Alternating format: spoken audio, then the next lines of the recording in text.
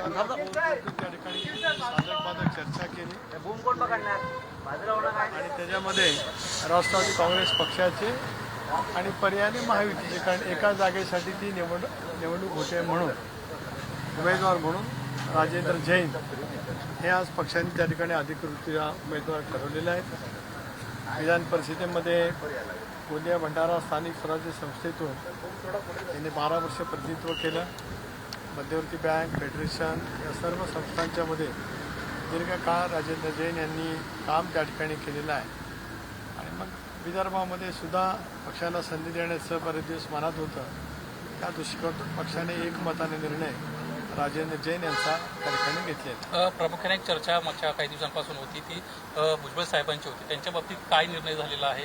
एक असंही चर्चा होती की ते राज्यसभेवर जाण्यासाठी इच्छुक आहेत, राज्यामध्ये कॅबिनेट मंत्रीपद देखील मिळायला हवं। एक असं आहे की या संदर्भामध्ये आम्ही पक्षांतर्गत चर्चा केली। भुजबळ साहेब पक्षाचे 99चे संस्थापक राज्याचे अध्यक्ष आहेत। दादांनी निर्णय घेतल्याच्या नंतर त्या निर्णय प्रक्रियेमधलं महत्त्वाचं योगदान सामा मंडेंचं झालं, त्याच्याहीपेक्षा तेवढंच योगदान आदरणीय भुजबळ साहेबांचं झालेलं आहे। त्यामुळे त्यांचं ज्येष्ठत्व, त्यांचा अनुभव पक्षाला उद्याच्या दृष्टिकोनातून दिशादर्शक त्या ठिकाणी ठरणार आहे।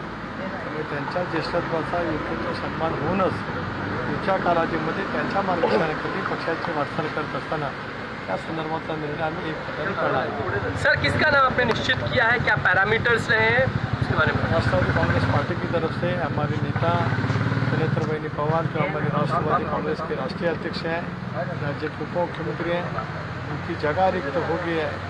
यहाँ राष्ट्रवादी कांग्रेस पार्टी की तरफ से राजेंद्र जैन ये हमारे वहाँ पे कैंडिडेट हम घोषित करते हैं।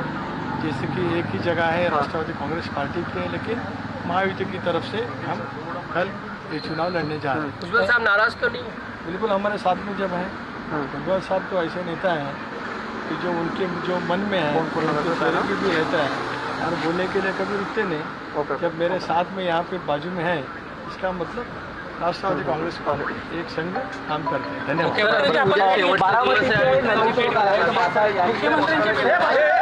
या क्षणाची मोठी बातमी येते राज्यसभेकडून। राष्ट्रवादीचं आता नवं नाव समोर येतंय। राजेंद्र जैन यांची उमेदवारी जाहीर झालेली आहे। खरं तर सकाळपासून नेमकी कोणाच्या नावावर शिक्कामोर्तब होते याबद्दल प्रश्नचिन्ह उपस्थित होत होतं, मात्र आता राष्ट्रवादीचे प्रदेशाध्यक्ष सुनील तटकरे यांनी समोर येऊन माहिती दिली आहे आणि राजेंद्र जैन एकमतानं राजेंद्र जैन यांच्या नावावर शिक्कामोर्तब झालेलं आहे। राजेंद्र जैन यांच्या निवडीवर आता राष्ट्रवादी काँग्रेसकडनं शिक्कामोर्तब करण्यात आलेलं आहे। आज सकाळपासून संपूर्ण या एका नावावर प्रश्नचिन्ह उपस्थित झालं होतं की राष्ट्रवादी काँग्रेसच्या गोटातनं कोणाच्या नावावर शिक्कामोर्तब होतंय, मात्र आता राजेंद्र जैन यांचं नाव अखेर नक्की झालेलं आहे। राष्ट्रवादीच्या बैठकीनंतर सुमारे 4 ते 5 तास झालेल्या बैठकीनंतर सुनील तटकरे यांनी माध्यमांसमोर येऊन हे नाव सांगितलेलं आहे।